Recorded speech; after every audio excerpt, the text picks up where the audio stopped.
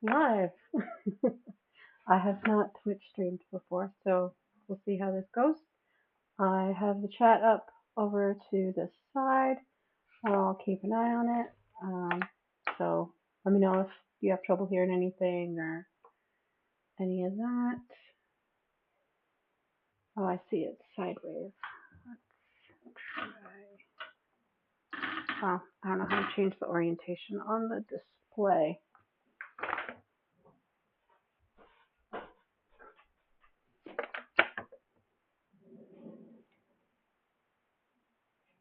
That might be something to figure out another time.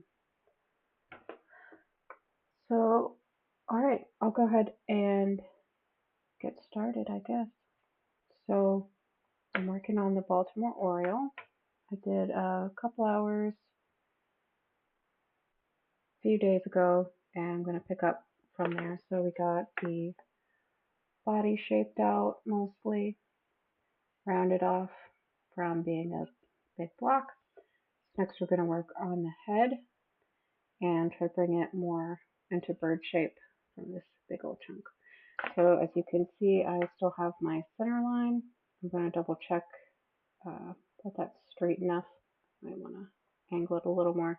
And I have my 22 millimeter width marked from my plan here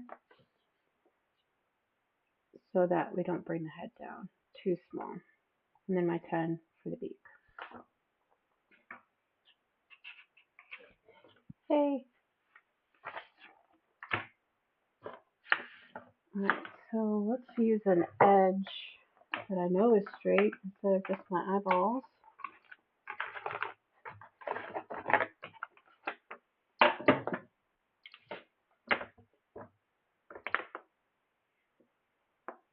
It's close, but it could be a little better.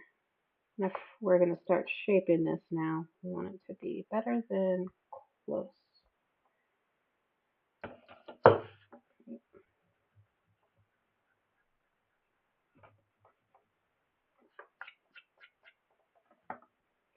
So this was my center line from the body, so I don't want the center line for my head to be too far off from there, but it can be a little just because the way the neck cricks. So we'll start it here. And I'll use this time.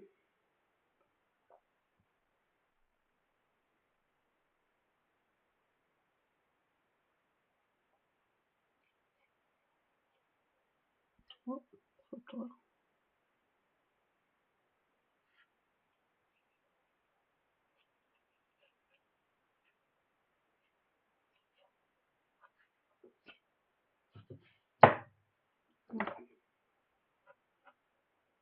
Okay, it's a little thick, but that is just giving us our guidepost.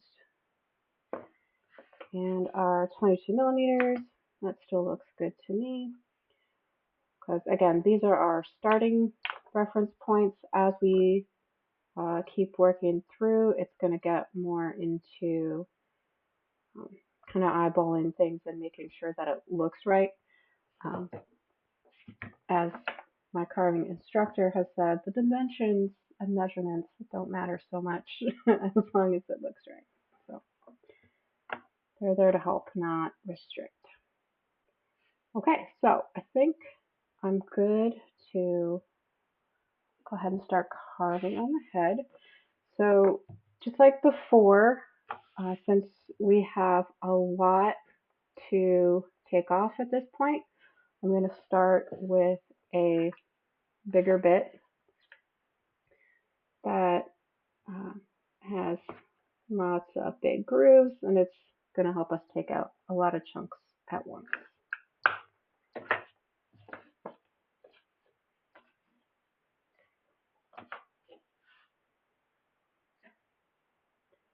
And before, I kept it out just a little because we have it all the way down. We run into this machine handle getting in the way. And so as I was going across the body, there wasn't quite enough space for it to go without digging in. We don't have that same size working with the head, but I am still going to leave it out a little bit just so we've got plenty of space, but still enough in there to hold it secure. All right, I am going to turn on the dust collector, which is the really noisy bit, and then the drill. Once I get this big uh, stuff shaped out a little bit more, I might be able to go without the dust collector for some of the more fine tuning. But just like before, I don't think I'm going to talk when both machines are running at the same time. I'll keep an eye over on chat if you have questions or anything. Just ping it over there, and I'll turn everything off and talk. And then when I have something to say or want to explain a step or anything, I'll turn it off. But here we go.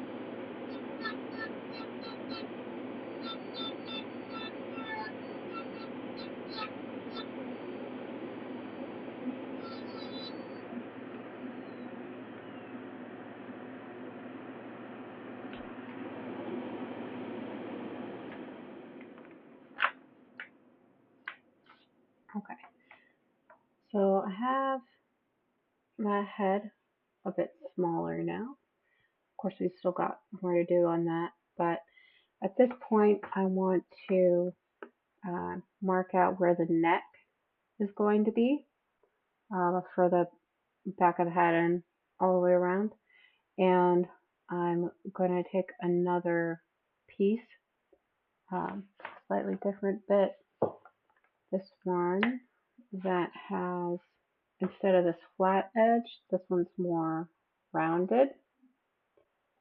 And we're going to use that to etch out where that neckline will start and start shaping that so it transitions from head to body a little more naturally. So we'll go ahead and get that marked out. And again, I want to keep my pattern, and I can make some reference marks that may not be like 100% exactly what I stick to, but will get me in the direction of it looking right. So from head to neck, where I want to mark that neck is about 38, right about there. Yeah, that's about where I thought it would go. That lines up. And scooching this down a little, about 21, around there. This isn't going to be as dramatic of a structural difference on the stomach from the neck to the chest, but the back is where we'll be a little bit more,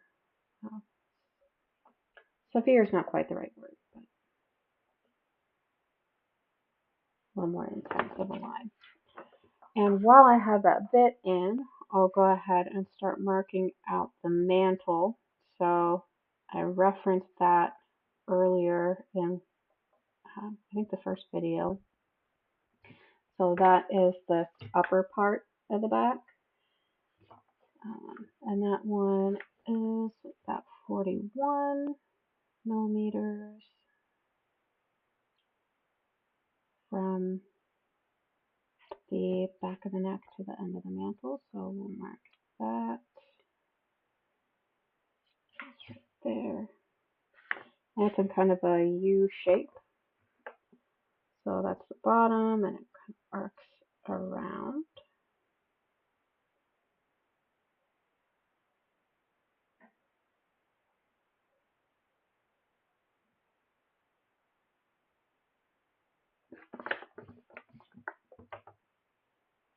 And 98 to the end of the back where the tail goes. So we'll go ahead and go out to 98.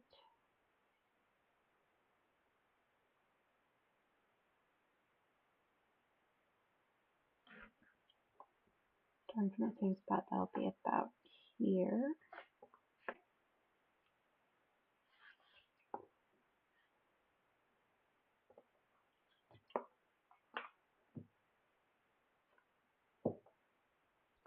From my drawing, this will be the end of the wings. So based on the way the blank was designed, I think I'm going to pull it back a little bit so that it fits. This is going to be where the end of the wings are, just based on the wood that's available to me. So we'll just mark that there, and then that will be where we start separating the tail. And the underside,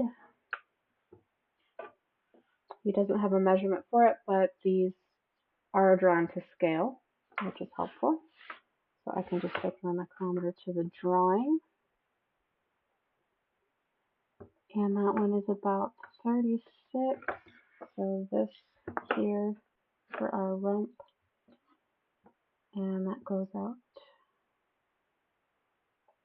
to here. So we'll fade this down, or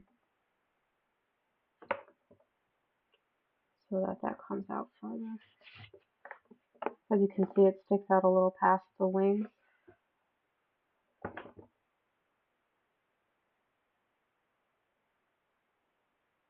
And it all ends up blending together in the end.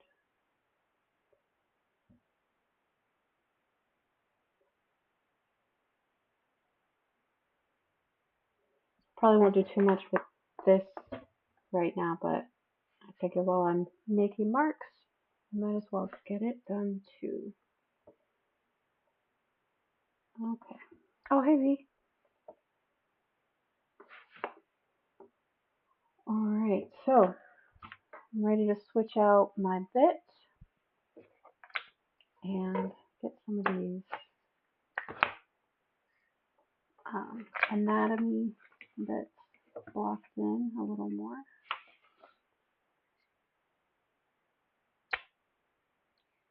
Now I'll try it without the dust collector. We'll see how crazy it gets.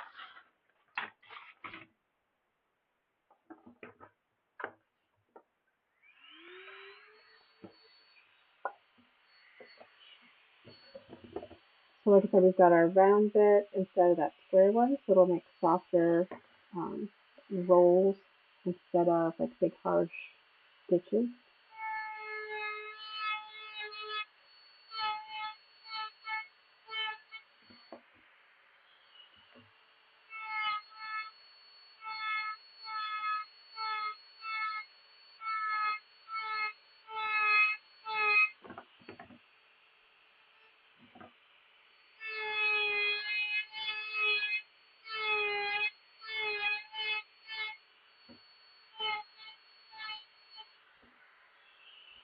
We'll get our mantle over here.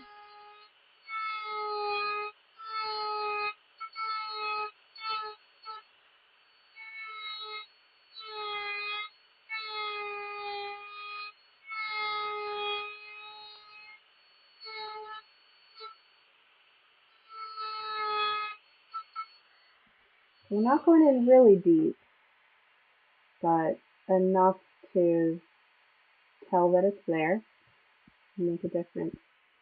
And then we're going to take this on a little more of an angle and blend these down and make it more of a rolling hill than a trench.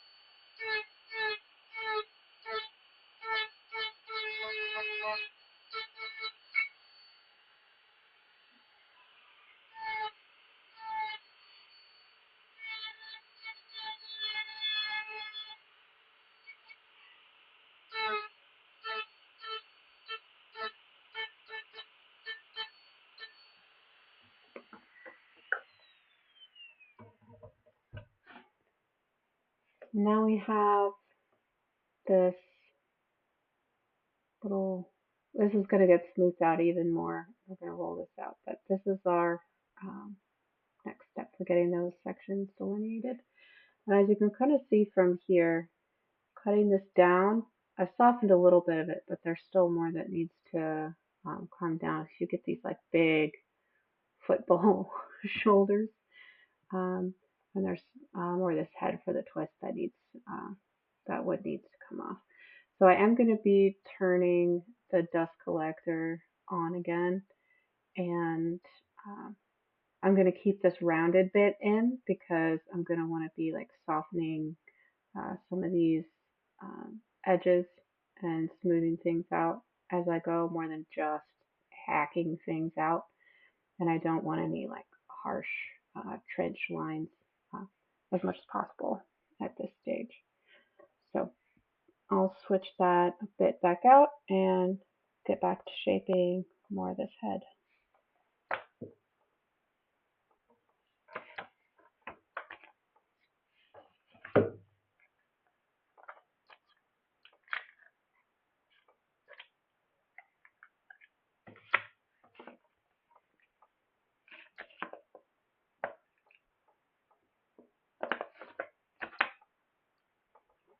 Don't close the drill before the bit is in. It won't work. All right, here we go.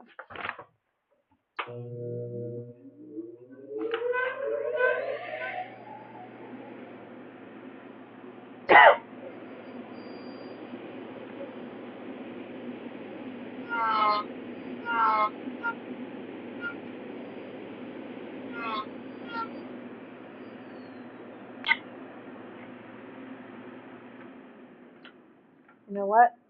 I said I was going to leave that other bit in, and then I changed it. So back to the other one.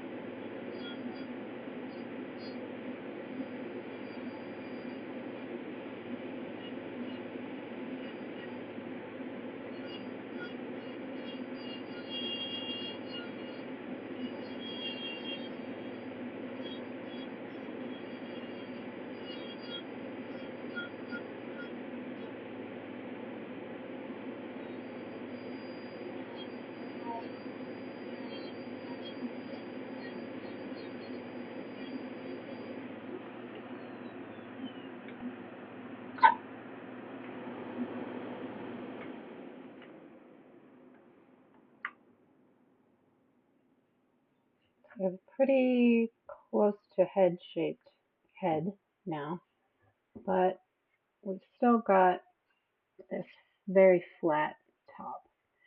So just how we did on the main part of the body, use that center line as a guide for the highest point. We're going to do the same thing here. Use that center line through the head as our highest point and start rounding it out more uh, from the top. And again, we've got our width established, so we're not going to go much narrower than this. We're just going to soften this up so it's not quite such straight edges.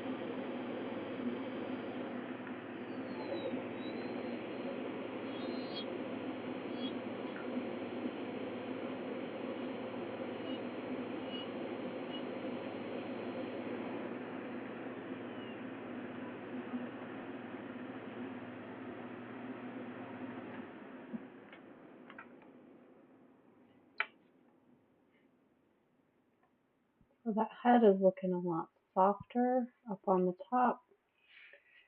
And just like we did with the body, looking along the edge and kind of rolling it down your line of sight to kind of see if there's any high spots or flat spots. This looks, I think, pretty good for now. We do need to get the beak and where the beak comes into the face a little more tightened up so that we can get the shapes there and like the end of this face shaped properly. But I think I'm gonna pause on that and I'm gonna do a little more finessing on some of this back and these ridges here.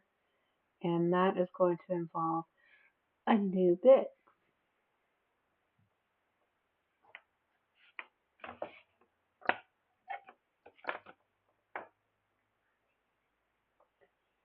I'm going to put this in next. So as you can see, it's just a big old ball, and we're going to set that in on our lines and just kind of work it across. So we're going to get a little more roundness to this back because yes, the back is more flat than the belly, but this is still much more flat than it should be for an actual bird.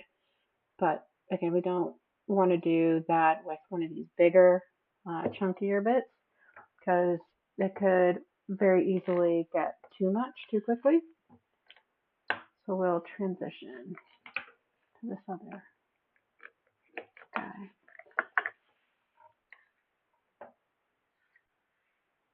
As you can see, the length on that is much longer than, like, this is all the way in, and that's plenty of length. I don't need to have it pulled out like the chunky bits are.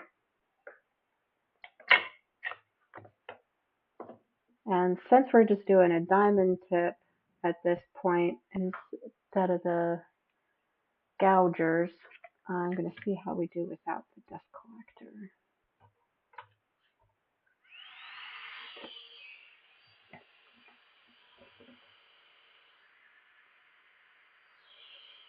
And yes, I also greatly enjoy watching the shapes slowly evolve.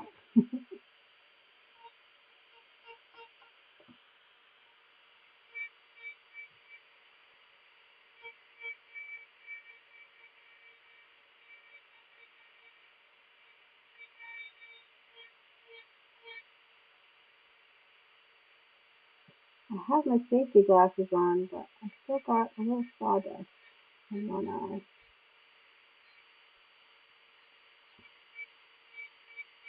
That's okay.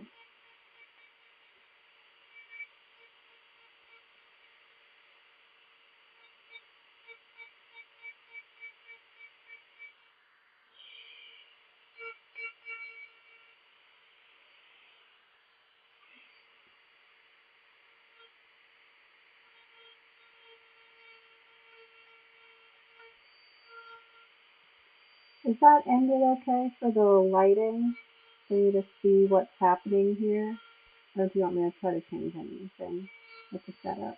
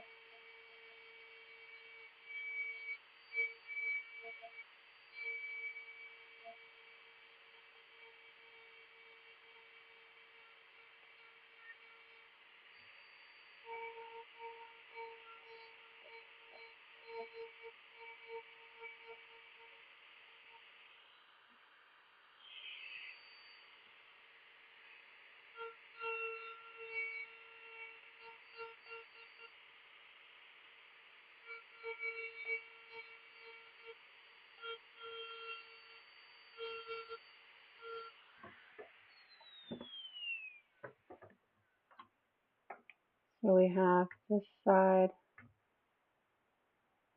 versus this side that I haven't gotten to yet. So you can see one's a lot softer of a transition.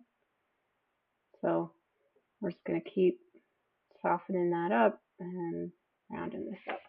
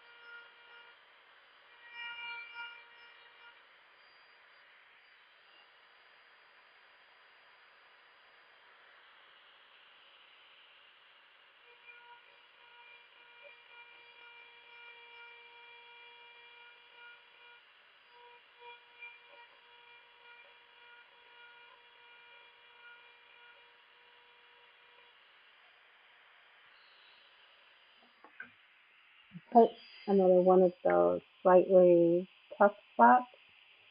There's this line in the grain right through here that is a little bit harder than most of the wood around it. So just like when we hit it in these other areas, just need to be mindful of it and um, put more effort on those spots that are harder and go extra easy around it so that you don't accidentally dig into some of that surrounding softer stuff and just keep making things more exaggerated and um, there's difference in lack of smoothness.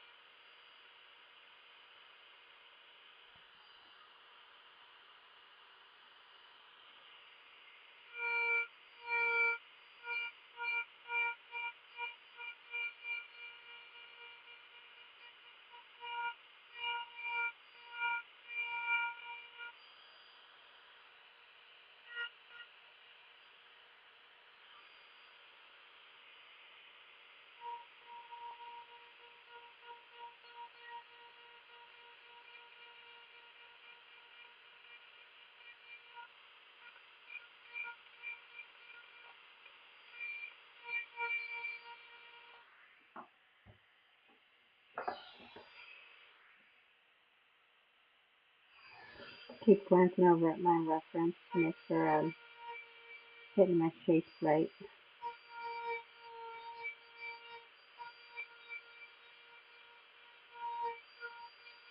So this mantle from our picture here comes out all the way to the neck. So I want to make sure that I'm not bringing it up too close um, and like giving it more wood here on the edges than it should have and not giving him weird shoulders. So keep working on that.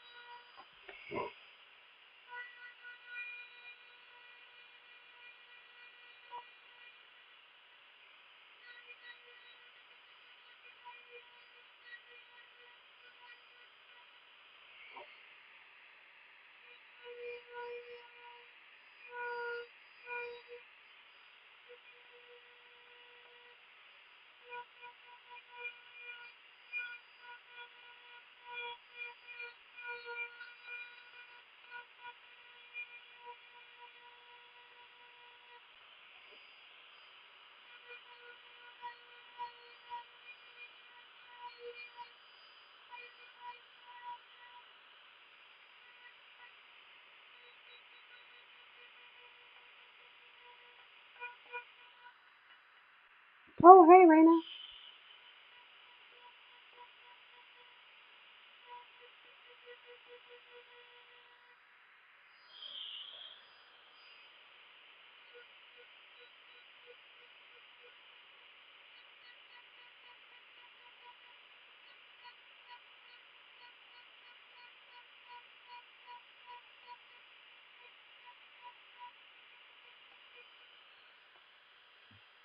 I'm just making a bird.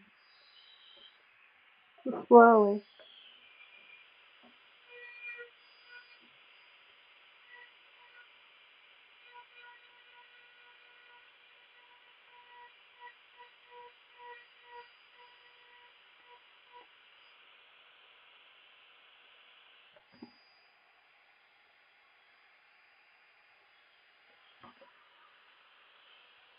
I'm gonna come around to the front a little bit, work on some of this skin where I had taken that bigger bit to make this.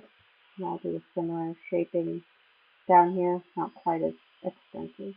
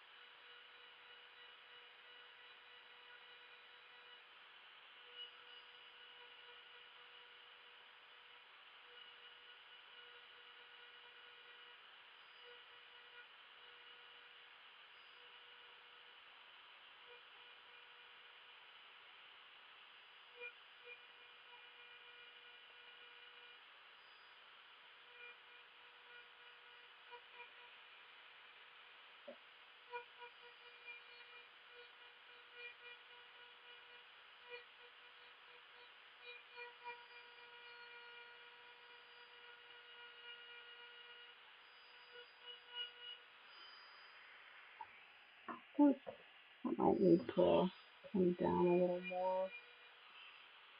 It's a little um, short. Either way, I want to just move this bit up. So I'll go ahead and do that.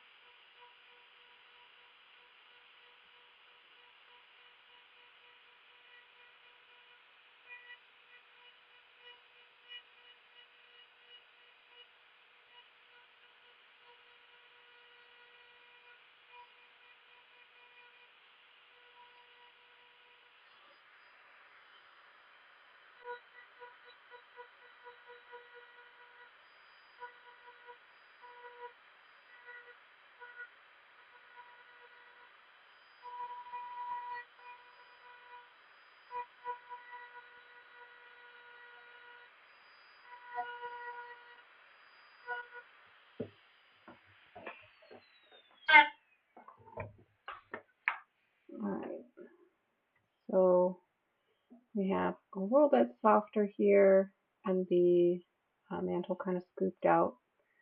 Got our head somewhat rounded off and our neck defined. And we've got some of this throat area. Like I said, I think I want to do a little more work on that, definitely. But at this point, let's see what time it is. I was planning to go for about an hour, and it's been about an hour. So um, I could stop here or keep going a little bit longer because the next thing I want to do is the beak, where it meets the face. Like I said before, I don't want to do too much detail on the beak. Yes, very round. Uh, but I do want to get that transitional space better defined so that um, we can make the end of this face. Like you can see, I think there's definitely more wood here than there needs to be. But we need to make sure that area where they come together is more clearly um, defined to make sure this is handled appropriately. But I'm just taking a quick check, looking smooth and round, not seeing too much flat spots. As I keep working on this back, I definitely still want to round that out a little bit more, but don't want to go too much too fast and make him too much of a scrawny bird. But, okay, so I am going to go back to my pattern for this face. So we'll check the length from the neck to where the beak starts to come out. And that is going to be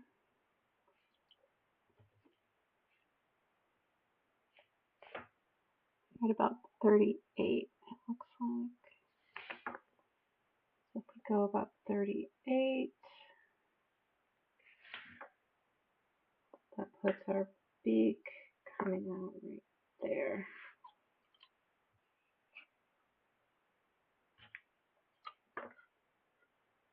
As with many things, it can sometimes be helpful if you had extra arms to hold all the things, but making it work. All right. And like I mentioned, the instructor saying sometimes don't get too obsessed with the measurement.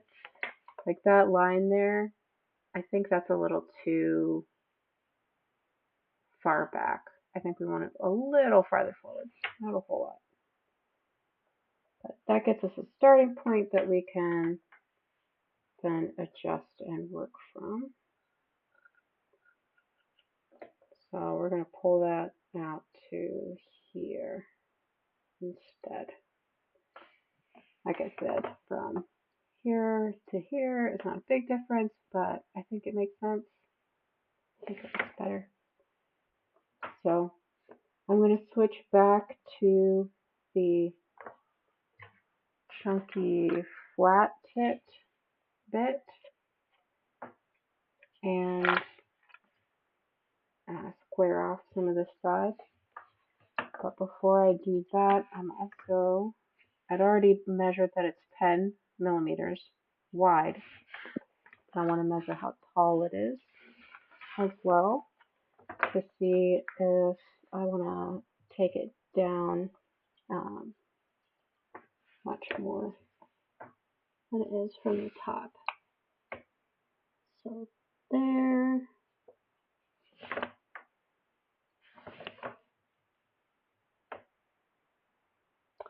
I think it reset itself. Oh no, it just went to inches. But it's about 9 millimeters tall as well. And I like where the beak is coming from the bottom. So we'll measure that from the bottom. And that's our 10.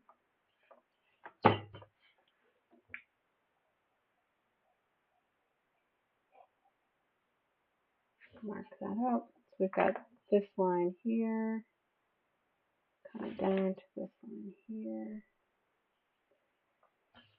And then coming up 10 from this side.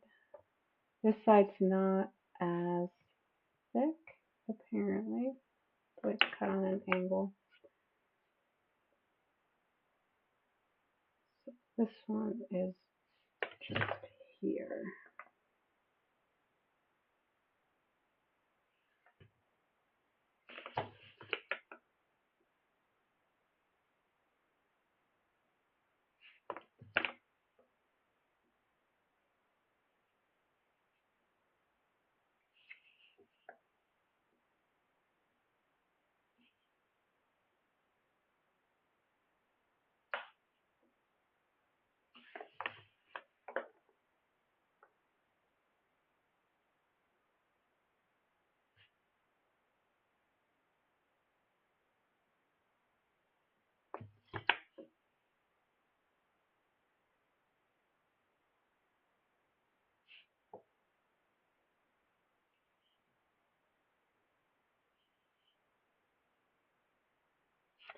Measurements and pencil lines, the exciting part of wood carving. Okay, so I've got some lines now. So I want to bring it in to here, and this one's pretty much already on the edge. And then cut it down just a little on that side and a little more on this side. So I'm just going to make that a bit of a square connection and not do much else with the beak, because like I said before, um, we're going to be handling this a lot still, and so you want to keep the beak as robust as possible, as long as possible, so that the tiny chunk of wood doesn't just snap off. Alright, so we'll get this. Yeah, you gotta keep an eye on things as you go, make sure it all looks right. Like, I don't think my one line is perfectly straight. And this is, well, a lot of these are guidelines early on. We are at a stage where I want to be sure that it's good.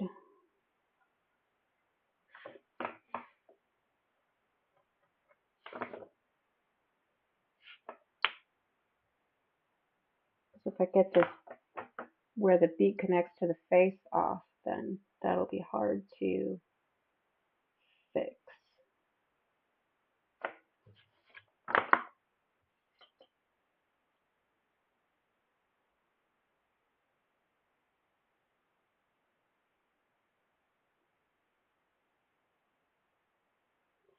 So right now I'm double checking my head width. So we have 22 as the width where the eye channel is. And okay, I've still got plenty to work with for that. I'm going to go ahead and remark my 22 parallel to my center line.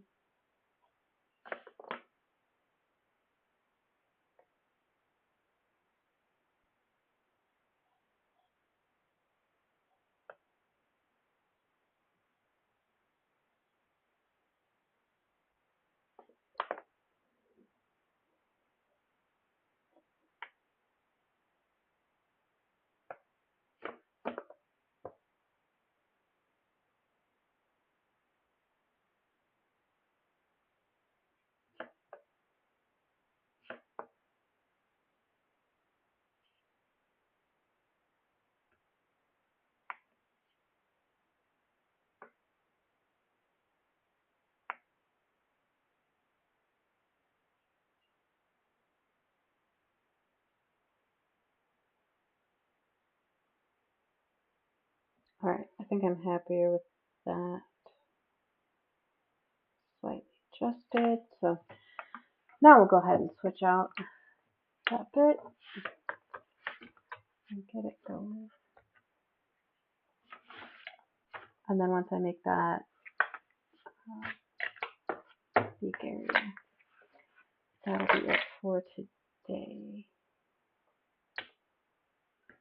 I am going to turn the dust collector back on since we're going back to a chunky piece, because even though there wasn't a whole lot of dust flying around with the diamond bit, I said I was still bleeding a little more of it than I really want to. And don't want to do that with these big ones.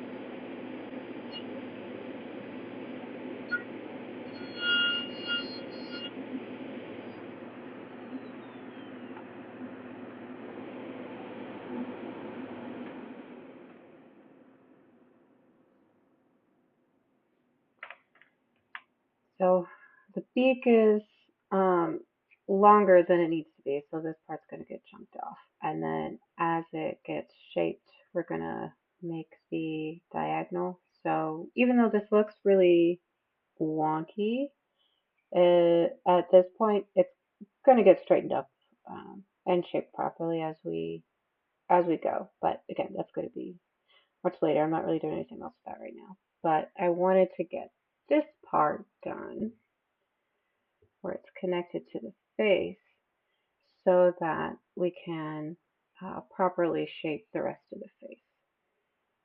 As you can see from the roll check, as I like to call it, this part is, you can tell now that it's higher than the other side.